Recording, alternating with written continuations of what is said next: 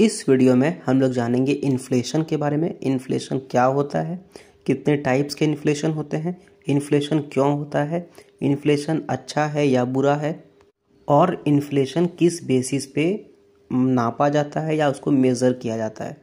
और वीडियो के लास्ट में आपसे एक क्वेश्चन भी होगा। तो इन्फ्लेशन समझने के लिए एक छोटा सा स्टोरी सुनिए। आप 5 साल पहले जो चीज़ खरीदते होगे 5 रुपीज़ में या 10 रुपये में, आज के डेट में वो चीज़ आपको शायद 5 रुपये या 10 रुपये में नहीं मिलता होगा। फॉर एग्ज़ाम्पल, अगर आप 5 साल पहले 1 किलो आटा 20 रुपया किलो खरीदते होगे तो आज के डेट में 1 किलो आटा शायद 30 रुपया या फिर 40 रुपया मिलता होगा। तो ये है इन्फ्लेशन, यानी कि प्राइस में राइज हो गया, यानी कि जो कीमत था उसमें बढ़ने लगा, एक ट्रेंड हुआ जो बढ़ते गया over a period of time. यहाँ पर पीरियड ऑफ टाइम कितना था, 5 साल, और पैसा कितना बढ़ गया, 1 किलो आटा का 20 रुपये से 30 रुपये हो गया। ठीक है, तो ये था इन्फ्लेशन। अब यहाँ पे एक चीज़ और होता है कि आपका जो परचेजिंग पावर है वो डिक्रीज़ हो गया, यानी कि पहले आप अगर 20 रुपये लेके मार्केट जाते तो आपको 1 किलो आटा मिल जाता, लेकिन आज के डेट में अगर आप 20 रुपये की लेकर के जाओगे मार्केट में तो आपको 1 किलो आटा नहीं मिलेगा। इसका मतलब जो आपका परचेजिंग पावर था वो डिक्रीज़ कर गया, वो कम हो गया। तो ये एक इन्फ्लेशन ही है। Over a period of time आपका जो परचेजिंग पावर था वो डिक्रीज़ कर गया और जो प्राइस था वो राइज कर गया। ठीक है, अब ये तो था एक सिंपल सा स्टोरी। इन्फ्लेशन नापने के लिए कुछ कुछ सेलेक्टेड गुड्स को देखा जाता है, जैसे कि खाने के लिए ग्रेन्स हो गया, यानी कि चावल, दाल, आटा। ठीक है, मेटल्स हो गया, जैसे कि आपका जो घर में यूज़ होता है स्टील्स, आयरन्स, ये सब चीज़ों को जब सेलेक्ट किया जाता है और उसके बाद देखा जाता है कि पिछले साल से इस साल में कितना चेंज हुआ उसका प्राइस में, तो उसको इन्फ्लेशन बताया जाता है। इन्फ्लेशन नॉर्मली परसेंटेज में आता है, जैसे कि अगर मान लेते हैं पिछले साल 1 किलो आटा का दाम 20 रुपया था, इस साल उसी टाइम पे 1 किलो आटा का दाम 30 रुपया है, तो इन्फ्लेशन आपका 150% हो गया। ठीक है, अब इन्फ्लेशन तो नाप लिया गया, उसको मेज़र कर लिया गया, लेकिन इन्फ्लेशन मेज़र किया क्यों जाता है? ये इसलिए होता है कि गवर्नमेंट या सेंट्रल बैंक ये देखती है कि अगर हमारे इकोनॉमी में, किसी भी देश का इकोनॉमी में इन्फ्लेशन अगर बहुत तेज़ी से बढ़ रहा है तो उसको कंट्रोल करने की ज़रूरत है, और अगर नहीं बढ़ रहा है तो इन्फ्लेशन को बढ़ाने की ज़रूरत है।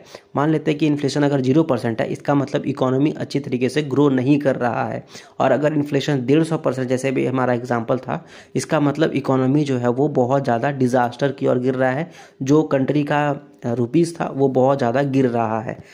तो ऐसे सिचुएशन को कंट्रोल करने के लिए सेंट्रल गवर्नमेंट और जो यूनियन गवर्नमेंट है वो साथ में मिलकर काम करती है ताकि इन्फ्लेशन को कंट्रोल में रखा जाए। इंडिया में इन्फ्लेशन को एक रेंज में रखा जाता है जो कि होता है 4 ± 2, यानी कि 2% से 6% के बीच में ही हमारे देश में इन्फ्लेशन होना चाहिए। ये एक तरह से आइडियल है। अगर ज़्यादा हो गया तो गवर्नमेंट चाहती है उसको कम कर दें, और अगर कम हो गया तो उसको बढ़ाने का प्रयास किया जाता है।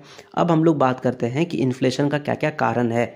पहला कारण है कि अगर गवर्नमेंट ज़्यादा पैसे प्रिंट कर देगी और सबको अगर पैसा देना शुरू कर देगी तो सबके पास पैसा आ जाएगा बहुत ज़्यादा, और इसलिए मार्केट में जो नॉर्मल चीज़ों के दाम है वो बढ़ जाएगा और इससे इन्फ्लेशन आ जाएगा।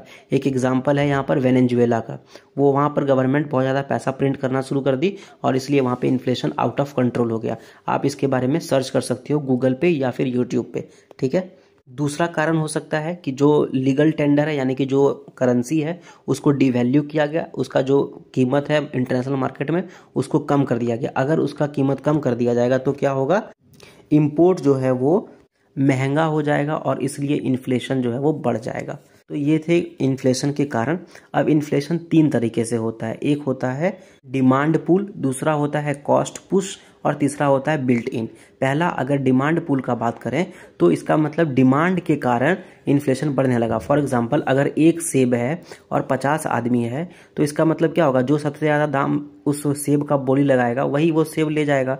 इसी प्रकार से कोई भी आइटम को अगर उसका प्रोडक्शन कम हो रहा है और अगर उसका सप्लाई बहुत ज़्यादा है या उसका प्रोडक्शन बहुत कम है और उसका डिमांड बहुत ज़्यादा है, तो वो चीज़ का जो प्राइस है वो क्या होगा, बहुत ज़्यादा ऊपर हो जाएगा और इसलिए इन्फ्लेशन आ जाएगा। तो ये था हमारा डिमांड पुल इन्फ्लेशन। दूसरा आता है कॉस्ट पुश इन्फ्लेशन।